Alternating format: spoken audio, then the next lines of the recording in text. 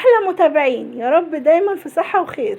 النهاردة هنعمل احلى كفتة رز مصرية، حاجة كده ما شاء الله طعمها يجنن.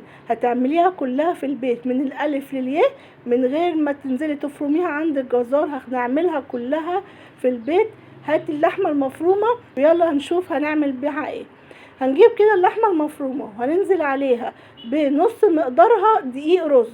لو ما عندكيش دقيق رز يبقى هتطحني في الكبة بتاعة البهارات الرز كويس جدا بعد ما تغسليه وتصفيه وتسيبيه ينشف تماما. اهم نقطة يبقى ينشف تماما من اي مية فيه. تبتدي تضربيه حلو قوي في المطحنة، وبعد كده تبتدي تصفيه وتنعميه كويس في اي مصفى ضيقة، ودوت علشان اي رز خشن ما تطحنش معاكي كويس ما ينزلش معايا في دقيق الرز، لان انا عايزه دقيق رز ناعم جدا. هنزل معاهم بعد كده بملح، فلفل اسود، معلقه بهارات وكمون وكزبره خضراء ناشفه طبعا، ومعاهم مع كل دوت بصل وفلفل رومي وتوم مفرومين ناعم قوي.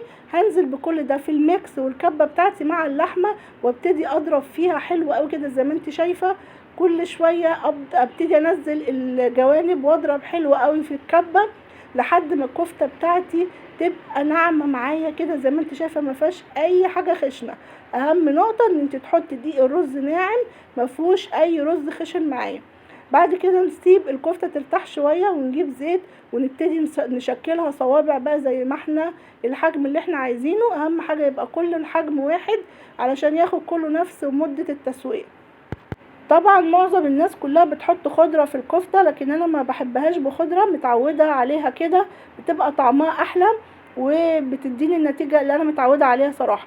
وانا هتبقى معايا بالشكل ده. بعد ما اخلص الكمية ابتدي بقى احمرها نص تحميرة بس، لان انا بسيبها تكمل سواها في تسبيكة القوطة اللي هنعملها لها. ما شاء الله بصوا الكفتة معايا الله اكبر عليها، يعني زادت حجمها زاد وطرية جدا وفي منتهى الجمال. هبتدي بقى نعمل القوطة. هي عبارة عن بصلاية كبيرة مفرومة ناعم، هنسيبها لما تبقى لونها ذهبي، وهنزل عليها تقريبا ب3/4 شفشة من الطماطم معصور طبعا.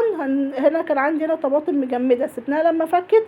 بعدين نزلنا عليها بمعلقتين من الصلصة، وانزل عليها ب3 كوبايات من المية، واسيب المية لما تغلي عندي بالشكل اللي انتوا شايفينه ده.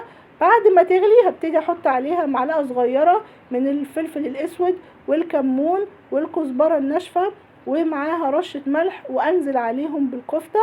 وانا بحب احط كده حوالي حبتين من البطاطس مع الكفته بتستوي، بتبقى طعم البطاطس حلو قوي في الكفته.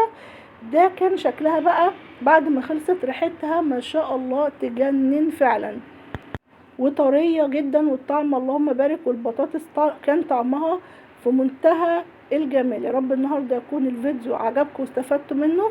ما تنسوش تعملوا لايك وشير واشتراك في القناة ومتابعة للصفحة. مع السلامة.